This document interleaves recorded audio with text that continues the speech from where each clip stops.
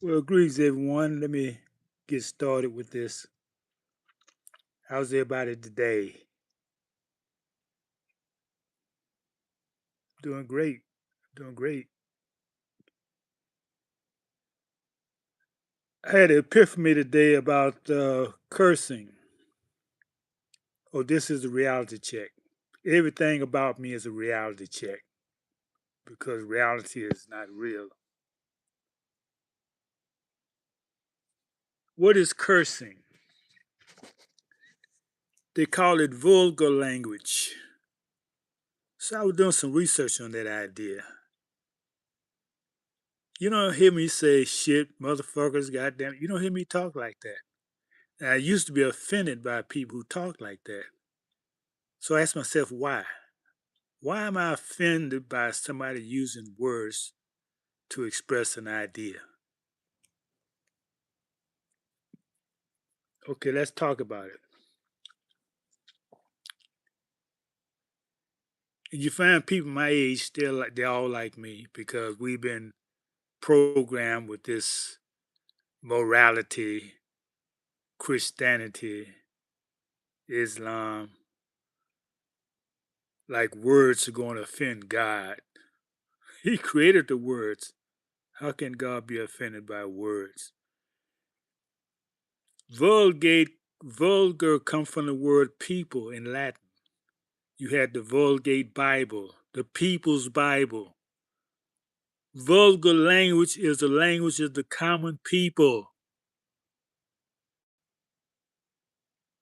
Vulgar language is the language of the common people, usually lower class. Yeah, everybody's in a class. If you're not rich, high class, you're lower class. Middle class being destroyed. So, how did that happen? How did cursing become something moral? Well, they changed the definitions. See, it's all to do with this Christian programming. Because if vulgar means a people and vulgar language is the language of the common people, then when you moralize it, you change it to make it profanity. That's what they did. They said, oh, no, this is not common language. This is profanity language. In other words, you shouldn't be speaking this language. It's detestable language. But it's a common language. It's an expression of the hatred for the common people, is why they talk against the language the common people speak.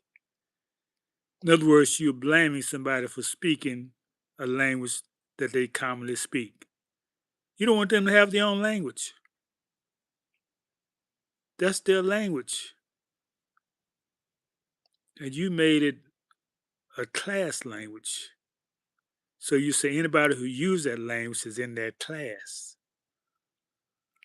So you changed it from just being ordinary common language, people's language, common people language, to being a moral language. God wouldn't dare want you to speak that language.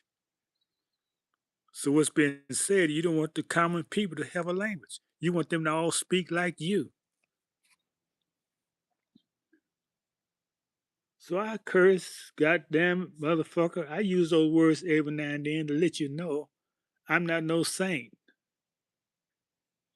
I'm not no moral saint. I'm breaking this programming that they had me in.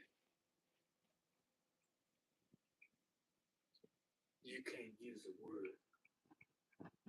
Who are you to tell me what words I can use? And that's not a curse anyway. A curse is when you attack a person's spirit. You know, like you'll never be nothing, or you're black. That's a curse. When you know what the original meaning of black, you see it's been changed. Words definitions is changed all the time. That's how people stay in bondage, by changing definition of words. Oh, he's happy. He's a gay person. They changed that word to mean something else. You don't remember it, but I remember when if you was gay, it means you were just happy. But now it means something else. This is how they keep you in bondage by language, telling you can't say certain words. And the bad part of it is you accept certain words and you start calling yourself, you start cursing yourself.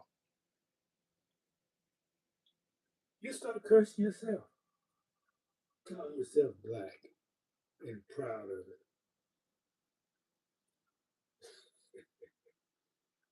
So that's basically what I had to talk about today. Break the chains, get free, speak the way you want to speak. And you tell people when they ask you, say, why you use that language? Say, hey, that's a common people language. Tell me how to speak. I'm a common person. The people's language.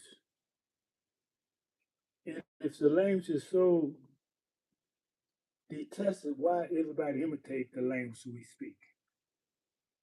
Now, I know 50 years ago, people wouldn't be caught speaking our language. That's our language. MF was everything. But why they speak it in private mostly, even in public, and then they talk against us for speaking it. So just don't be a people pleaser. That's the best I can say. Anytime you're trying to please somebody else, you're going against the Creator, which is in you. So, well, tell me what's going on in that chat. Now I'll get out of here. What y'all want to talk about? What y'all understand, or what y'all got for what I said? Sometimes I think I'm above a lot of people's heads because I don't get a lot of comments. No, I'm just saying people comment are not like comment. Man, it makes sense, Aubrey. I can't understand what you're trying to say, dude.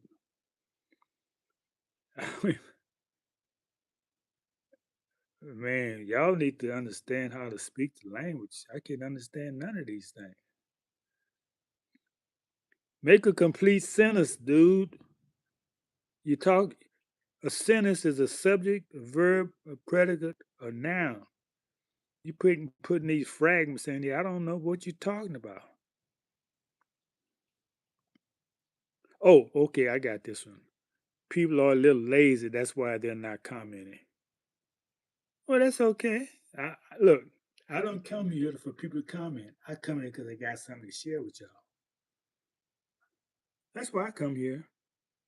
I share my experiences and maybe it can benefit others. So I can care whether they comment or not. Most of the time, the comments are negative anyway.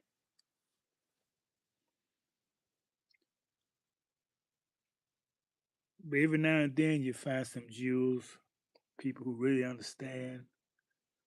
You're vibrating on the same mindset, like thinking minds, as they say. Oh, that's the chess piece in the back. That's the knight. I'm in the chess because the life is a chessboard. And if you can go through learning the game, you improve your whole life. I bear witness. You would improve your whole life because you start thinking before you move. You stop making blunders. You you have to do a lot of forward thinking. You got to think moves ahead. If I do this, what would they do? That's what life's all about, making the right moves. That's why we wrote that game. That's why we invented that game. Because the dark colored pieces are always defending. Yeah. They have you in a sense of always reacting. Why? Because the light colored pieces move first. That always puts you on the defense. If you move first, you're the offense. So by that analogy, the light colors should always win because they make the first move. And you reach a certain level in your chess game that you have to change your strategies. Some strategies work good at some levels. Then as you go up to your levels, you got to change the game because those things you did don't work anymore. You're dealing with a higher level player.